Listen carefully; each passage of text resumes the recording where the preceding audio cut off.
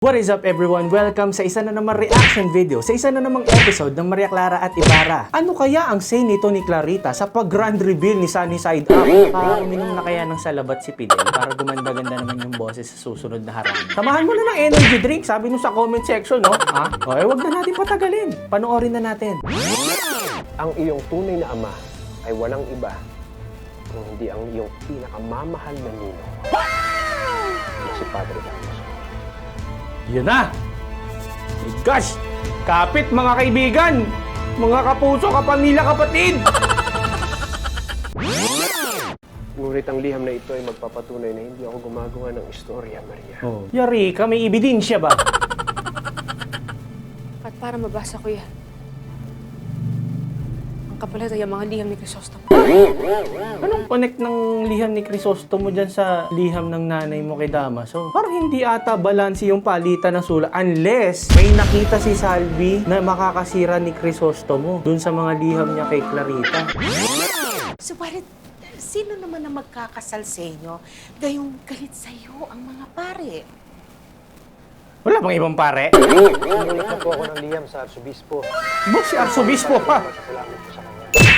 At kung maaari po sana ay Si Arsobispo magkakasal. magkasal sa amin ni Maria. Ang tindi niya ba? Ang lakas ng connection! Ibang klase, ha? Nangako rin ang Kapitan General na siya ay magiging ninong sa aming kasal. Bigatin! Crisostomo, ano ang magiging laban ko sa Kapitan General at Arsobispo? Oh, wala na. Oo na lang. Sino ako para tumanggi? Oo nga. Bueno, pumapayag ako na kayo ay mamani.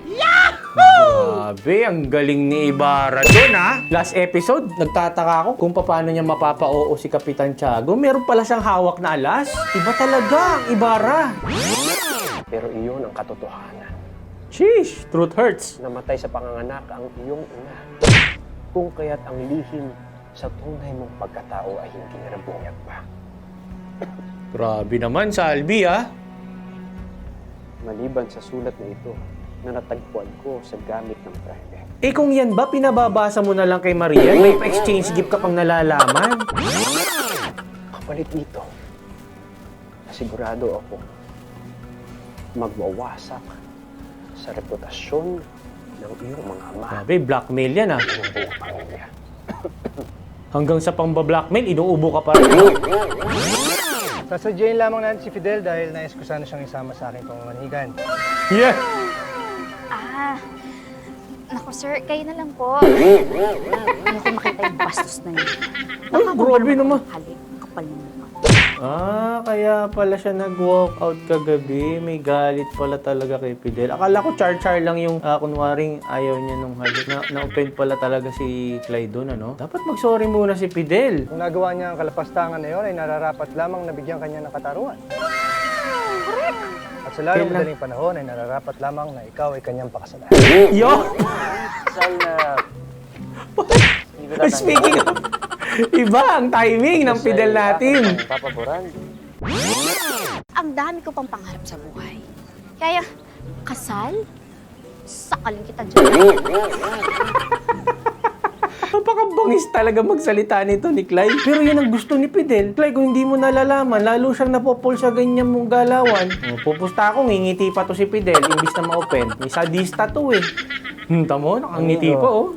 Gustong gusto pa eh. Sabi sa iyo na siya ang pagsubok ng Diyos sa akin sa mundong ito. Ngunit ganun pa man, ay tanggap ko nang siya ang aking tunay na iniibig. Mabuti naman. At pumayag ka sa inulog ni Crisostomo. Bakit hindi ako papayag? Mas higit nga makapangyarihan ng Arsobispo at ang Kapitan General kaysa kay Padre Damaso. Ano naman yung rason na yun? Yun na yung rason mo, Kapitan Tiago. Hindi para sa ikabubuti ng iyong anak, ha? Sabi nga nung nag-comment na naman, one word to describe Kapitan Tiago daw is inutil. Diba? Shoutout sa mga nagko-comment dyan. At napalaki natin siyang magalang at religious. Oh, ayan na. May mga itatanong sa inyo yan. Counter-checking time. Sabihin na rin kaya ni Salvi kay Damaso yung kanyang ibinunyag. Kasi for sure, makakarating din dyan. Kinakabahan ako. Magkakaroon ng matinding interrogation to. Ay, kay Damaso siya pumunta. Kala ko kala Tiago. Maria Clara, Anong ginagawa mo rito? Alam mo bang papunta pa lang sana ako sa inyo. Dadalaw bago ako lumuwas ng Maynila. Totoo po ba? Oh my gosh. Ikaw bang aking Bakit ama? matamis? Hayop ka. Totoo po ba na kayo ang aking tunay na ama? Woo! Grabe! Harap-harapan in your face, motherfuckers! Oh, ano? Paano? Ano sasagot natin dyan? Kayo po ba ang tunay kong ama? Ang tsumukchak sa aking ina? Oh my gosh, guilty face! Ay, nako, Damaso! Kasuklam-suklam ang katotohanan ito. Watay, nagkabukingan na. Oh, ano pang mukhang ihaharap mo dyan? It's a sign na ba para lumayas? Exit frame ka na, girl! Huwag na kayong magtangka magsinungaling pa sa akin, Padre. Lalo na nasa tahanan tayo ng Diyos. Kaya magsimula na kayong magkumpisal, Padre. Magsimula ka na rin mag-empake. Solo dime la verdad de una vez. Bilis ng Espanyol ni Clarita dun ah. Ano daw yung sinabi ni Clarita? Napap-flip top si Clarita sa galit eh. Ano daw, nag-triple time si Clarita dun ah. Ano daw, Clarita? Hindi mo maaaring sabihin ito. Tiago, Wala na, tanggal na ang paghahari-harian ni Damaso. sasaktan si Tiago. Makakasira ito sa Huwag ka magpaawa, hindi ka, pabiktim kang kumag ka. Sisira ang lahat ng pinaghirapan namin. Grabe, naramdaman ko yung character switch, no? Naramdaman nyo din ba yun? From powerful Damaso, tas para sa nagituta, Maria. Wow, Maria. Galing ni Tirso Cruz. Yung mga galawan ng premyadong aktor. Kayo na, Dennis Minoria, si Clarita bigla. kayo na, totoo ba? Oo, di ba bingi ka ba, Clarita? Sinabi namin na. Na kayo ang aking tunay na ama? Isang sampal naman dyan. Walang hiya ka kaya pala. Lagi kang nasa bahay na kumag ka. Kaya ka pala laging nakikialam sa aking love life. Wak nena ka. Ayan! Bakit?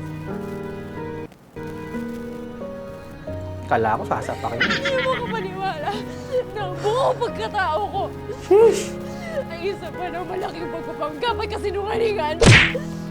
Oo, si Clarita. Kasi fruto di una relasyon e moral. Ikaw na aking tunay na ama.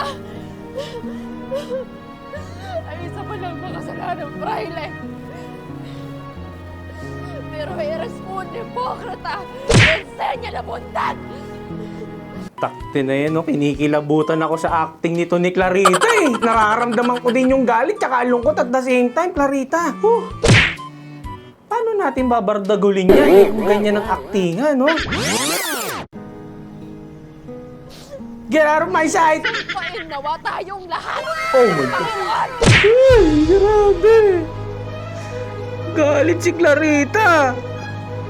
Oh, grabe! Mag-impake ka na! Get up, daddy! Canard!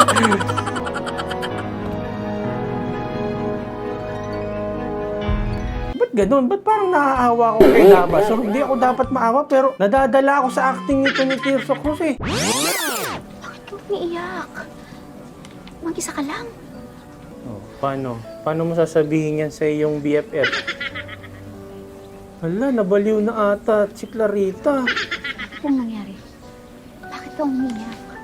Diyan talaga in-interview. Kanina ng palengke ba yan? Nasa gitna ata kayo ng palengke. Dami-daming tao makikita si Clarita ngumangal yan. Paano pwedeng lumayo-layo kayo ng konti sa may medyo liblib na lugar? O kaya umuwi muna kayo sa bahay? Senyor, may naghahanap po sa inyo. Ang daming naghahanap kay Ibarra lately, ha? Sunod-sunod. Every episode, mayroong naghahanap. Uy! Ang araw sa inyo, senyor. Si Elias. Mahalaga ang aking sadya sa inyo. Yung mga datingan ni Elias ngayon, parang pa-samurai X na yung dati. Anong sadya mo dyan, Elias? Bibigyan mo ba ng mataas na offer si Ibarra para sumapi sa inyo? Ibarra, dapat sa'yo kumuha na ng sekretary para ina-appointment yung mga gusto makipagkita sa iyo eh. Senyorita, paano kita matutulungan kung hindi ka magsasalita? Lo siento, Clay. Ngunit wala makakatulong sa akin. Kaya hayaan mo na lang ako. Senyorita, hindi kita maintindihan. Hindi mo kasi binasa yung libro. Pero kung Ano naman yan? Huwag mo nang problemahin. Dahil kinausap na po ni Sir Ibarra si Kapitan Tignan mo tong spoiler na to. Ikaw pa talaga magbabalita dyan. Hindi man lang hinayaan si Ibarra magbalita ng good news. Paalam na siya ng formal at pumayag ang papa mo. Kaya bukas na bukas, pupunta kami sa inyo para mamanhikan. O, iyak yan. Hindi na ako karapat-dapat para sa isang malinis na Ginoo na kagaya ni Crisostomo. Senorita, Ang ina talagang aktingan niya no. Grabe. Aping-api. Ramdam ko eh. Yung hinagpis ni Clarita eh. Shush. Galing. Paunmanhin po, senyor. Bigla na lang po siyang nawala sa simbahan kanina. Maria, Ayan na. saan ka ba nang galing? Huwag mo ako kausapin. Maria, anak, ano ba nangyayari sa'yo? Kung may nagawa ko kami pagkakamali. Nasiyando ko ba? Ina talaga. Ano ba sinasabi mo sa akin, Maria? Bakit ka lumuluha, Clarita?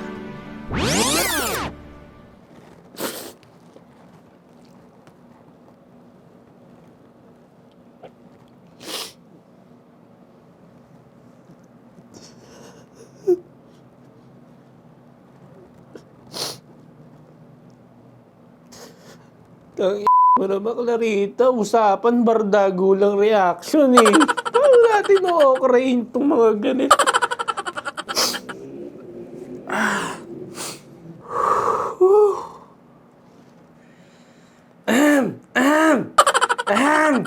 Walang yaka, Clarita. Hindi ko kinaya yung pagyakap niya kay Kapitan Tiago, guys. Sorry. Parang pakiramdam ko, ano siya eh. Nagpapasalamat siya kasi kahit hindi siya tunay na anak, inalagaan siya at pinalaki ng ganyan. Yoko na, buta na. Yoko na mag-react. Okay, itawid natin tong episode na to tapos pag-isipan natin kung itutuloy pa ba natin, no? Kasi parang hindi na masaya eh. Ha? Hindi na masaya eh. Heavy drama na to eh. Paano natin to o-okrayin pag ganyan? Tapusin na natin. Damis ko lang po pinahahalagahan. Ang sakripisyo at ang pagmamahal na ibinubuha sa akin. Talaga, di ba? Yun talaga yung nararamdaman niya. Oh. Thankful talaga siya, no? Na-appreciate niya sila lalo, no?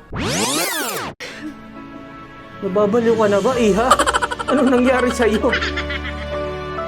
Ba't bigla ka nagagaganyan? Hihingi ka ba ng allowance? Maglalamierda ka ba? Ano ba gusto mo? May gusto ka, no?